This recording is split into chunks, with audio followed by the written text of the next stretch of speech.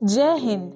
GS nexus current affair series में आपका स्वागत है। आज के भाग में हम जीएस नेक्सस के साथ महाकुंभ की आध्यात्मिक यात्रा पर चलते हैं। इस यात्रा में हम महाकुंभ के संदर्भ के बारे में जानेंगे, साथ ही साथ कुंभ के विभिन्न प्रकार, महाकुंभ की शुरुआत कैसे हुई, शाही स्नान क्या है, मुख्य तिथियां क्या हैं और साथ ही साथ कुछ महत्वपूर्ण बातें भी जानेंगे। यह विश्व का सबसे बड़ा आयोजन त्रिवेणी संगम के इर्द गिर्द केंद्रित है, जहां उत्तर प्रदेश के प्रयागराज में गंगा, यमुना और पौराणिक सरस्वती नदियां मिलती हैं, जो इसके आध्यात्मिक महत्व को और बढ़ा देती हैं। ज्योतिषीय रूप से महाकुंभ मेले का समय आकाशीय पिंडों, विशेष रूप से बृहस्पति और सूर्य की स्थिति से निर्धारित होता है। संस्कृति मंत्रालय की एक विज्ञप्ति के अनुसार उद्घाटन के दिन उत्सव की शुरुआत शंकर महादेवन के प्रदर्शन से होगी। इसके अलावा मोहित चौहान अंतिम दिन कार्यक्रम का समापन करेंगे। इस अवसर को चिन्हित करने के लिए संस्कृति मंत्रालय ने कुंभ मेला परिसर के भीतर कलाग्राम नामक एक सांस्कृतिक केंद्र स्थापित किया है, जो भारतीय कला, संस्कृति और विरासत के जीवंत संगम को प्रदर्शित करता है। 4000 हेक्टेयर में फैला यह स्थान भारत की समृद्ध सांस्कृतिक विरासत और उन्नत संगठनात्मक विशेषज्ञता का एक सहज मिश्रण है। अब हम कुंभ के विभिन्न प्रकारों को जानते हैं। पहला, माघ मेला, एक वार्षिक मेला जो पूरे भारत के पर्यटकों को आकर्षित करता है। इसमें गंगा स्नान की सरल लेकिन पवित्र रस्म होती है। इसे छोटा कुंभ के रूप में भी जाना जाता है। दूसरा, अर्ध कुंभ, यह हर 6 साल में एक बार आयोजित किया जाता है। यह प्रयागराज और हरिद्वार में होता है। पिछली बार यह 2019 में आयोजित किया गया था। तीसरा, पूर्ण कुंभ, यह हर 12 साल में मनाया जाता है। यह भारत में 4 स्थानों में मनाया जाता है: हरिद्वार, प्रयागराज, उज्जैन और नासिक। कुंभ मेले का स्थान विशिष्ट ग्रहों की स्थिति के अनुसार तय किया जाता है। चौथा, महाकुंभ, यह 12 पूर्ण कुंभों के पूरा होने के बाद हर 144 साल में एक बार होता है। इसे दशकों में अपनी तरह का सबसे शक्तिशाली, शुभ और आध्यात्मिक रूप से महत्वपूर्ण समारोह माना जाता है। यह प्रयागराज में आयोजित किया जाता है। आइए अब जानते हैं महाकुंभ की शुरुआत कैसे हुई। इसकी उत्पत्ति हिंदू धर्म ग्रंथों के ऋग्वेद पाठ से हुई है।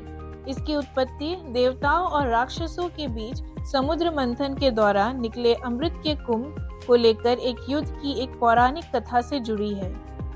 दैवीय समय के अनुसार 12 दिनों तक चले अमृत के लिए एक दिव्य युद्ध के दौरान, जो 12 मानव वर्षों के बराबर है, अमृत की बूंदें 4 स्थानों प्रयागराज, हरिद्वार, नासिक और उज्जैन पर गिरी, जो कुंभ मेले के स्थल बन गए।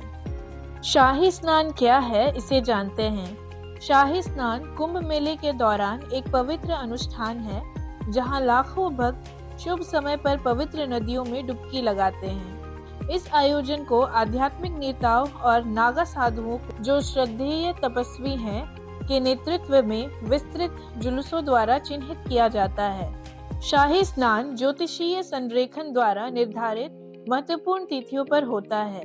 माना जाता है कि यह स्नान के आध्यात्मिक लाभ को बढ़ाता है।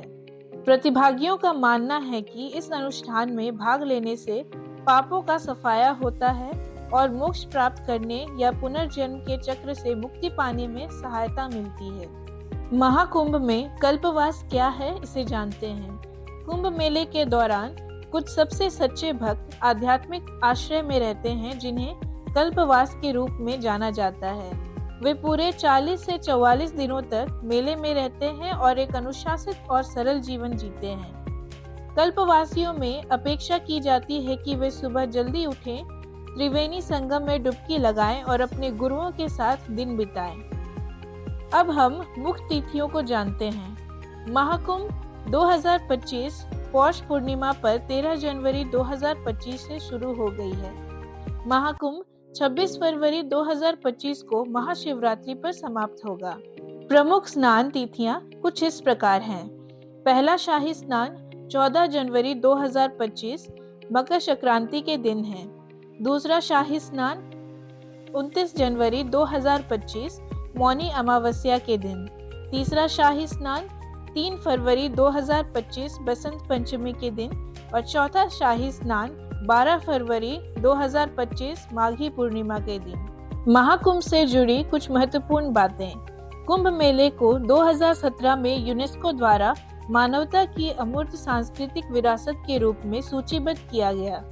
यूनेस्को की भारत की अमूर्त सांस्कृतिक विरासत की सूची में 15 तत्व शामिल हैं। सूची में शामिल नवीनतम सांस्कृतिक विरासत गरबा है, जिसे 2023 में सूचीबद्ध किया गया, जो गुजरात का एक पारंपरिक नृत्य है। भारत की अमूर्त सांस्कृतिक विरासत की सूची में सूचीबद्ध होने वाला पहला तत्व रामलीला है, जिसे 2008 में जोड़ा गया था। आज के लिए इतना ही। आगे इस तरह की महत्वपूर्ण जानकारियों के लिए जीएस नेक्सस के साथ जुड़े रहें।